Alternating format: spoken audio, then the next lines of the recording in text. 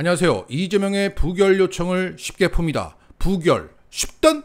오늘 이재명 대표는 본인에 대한 체포동의안 표결을 하루 앞두고 입장을 직접 밝혔습니다. 현재 이 장문의 글은 체포한 가결한 정치검찰 공작수사에 날개를 달아줄 것이다 라는 이 한 문장으로 요약되면서 이재명이 자신의 약속을 뻔뻔하게 뒤집었다 라는 식으로 일반 국민들에게 전달되고 있습니다. 하지만 이재명 대표는 자신의 부결 요청은 약속을 뒤집은 게 아니라 검찰의 폭주를 막고 나라의 질서를 바로잡는 일이라고 말하고 있습니다. 먼저 구속영장의 내용을 분석하면서 검찰의 폭주를 드러냈습니다. 기본적으로 검사 60명을 포함해서 수백 명의 수사 인력을 동원해서 2년 넘게 300번 압수수색을 했지만 내가 이런 한 푼 받았다는 증거를 찾아내지 못했다. 그래서 검찰은 대장동, 백현동으로 배임죄를, 성남FC 건으로 제3자 뇌물죄를 주장한다. 그런데 이 두 개의 논리는 상충한다. 성남FC로 돈 벌었으니 제3자 뇌물죄라고 하고 대장동, 백현동으로 돈을 안 벌었으니 배임죄라고 한다. 돈을 벌어도 죄고 안 벌어도 죄란다. 도대체 어쩌라는 것이냐? 그리고 백현동 배임죄 자체만 봐도 이건 자유시장 경제질서를 천명한 헌법에 반하는 주장이다. 성남시가 전체 53%에 해당하는 1,000억 원을 벌은 상태에서 200억을 추가로 벌 수 있었는데도 못 벌었다며 배임죄란다. 공산당이다. 그리고 대북 송금은 더 기가 막힌다. 법률가 출신의 유력 정치인인 내가 해도 그만 안 해도 그만인 일회성 방북 이벤트와 인도적 대북 지원 사업, 즉 국힘 출신의 남경필이 시작했던 스마트팜 사업을 위해서 얼굴도 모르는 부패 기업가 김성태에게 뇌물 100억 원을, 미국의 대북 제재를 거스르고 북한에 대납시키는 중범죄를 저질렀다는 것이다. 자, 내가 그렇게 어리석은 사람으로 보이나? 언제는 이재명 영장서를 그렇게 뿌리더니 이제는 내가 어리석단다. 더군다나 이런 삼류소설도 안 되는 이 스토리를 뒷받침할 증거라고는 그 흔한 통화 기록이나 녹취, 메모 하나가 없다. 이화영 부지사의 진술이 유일한 증거다. 그래서 검찰은 스스로 남영동이 되어서 이화영 진술을 만들고 뽑아내기 위해서 난리를 치고 있지 않은가. 그로 인해 번복을 거듭해온 이화영의 최종 진술은 또 어떤가. 검찰의 주장을 정면 반박하고 있지 않은가. 나에겐 유리한 진술이지만 그래도 난 대법원 판례에 의거해서 이 번복된 진술의 증거 가치를 인정할 수 없다고 생각한다.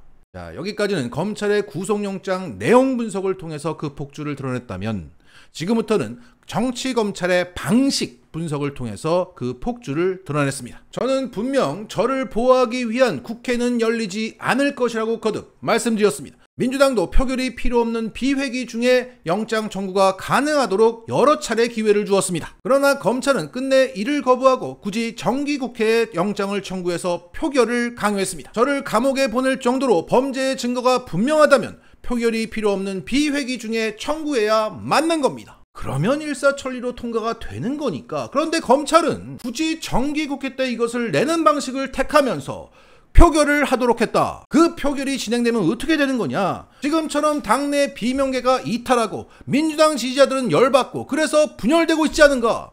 검찰은 이걸 노렸다. 결국 왜 검찰은 정치를 하냐는 겁니다. 그러면서 이재명은 부결 요청을 하게 된 고민의 과정을 설명했습니다. 제가 가결을 요청해야 한다는 의견도, 당당하게 정면 돌파해야 한다는 의견도 들었습니다. 훗날 역사가 어떻게 평가할 것인지 생각해 보았습니다. 윤석열 정권의 부당한 국가 권력 남용과 정치검찰의 정치 공작에 제대로 맞서지 못하고 저들의 꼼수에 놀아나 굴복해서는 안 된다는 결론에 이르렀습니다. 그러면서 다시 한번 나는 약속을 어긴 적이 없다는 것을 재차 강조했습니다. 표결 없이 실질 심사를 할 기회가 이미 있었고 앞으로도 얼마든지 가능하며 저나 민주당이 이를 막지 않겠다고 분명히 밝혔습니다. 앞으로도 비회기의 영장을 청구하면 국회 표결 없이 얼마든지 실질 심사를 받을 수 있습니다. 그러니까 구속영장을 얼마든지 내가 받아줄게. 단 표결이 진행되어야 하는 때 말고, 정치적 노림수가 장렬하는 때 말고 얼마든지 들어와. 그럼에도 윤석열 검찰이 정치 공작을 위해 표결을 강요한다면 회피가 아니라 헌법과 양심에 따라서 당당히 표결해야 합니다. 올가미가 잘못된 것이라면 피할 것이 아니라 부숴야 합니다. 검찰의 영장 청구가 정당하지 않다면 삼권 분립의 헌법 질서를 지키기 위한 국회의 결단이 필요한 겁니다. 그것이 검찰의 정치 개입, 헌정 파괴에 맞서는 길이라고 확신합니다. 지금의 이 싸움은 단지 이재명과 검찰 간의 싸움이 아닙니다. 윤석열 정권은 검찰 독재와 폭력 통치로 정치를 전쟁으로 만들고 있습니다.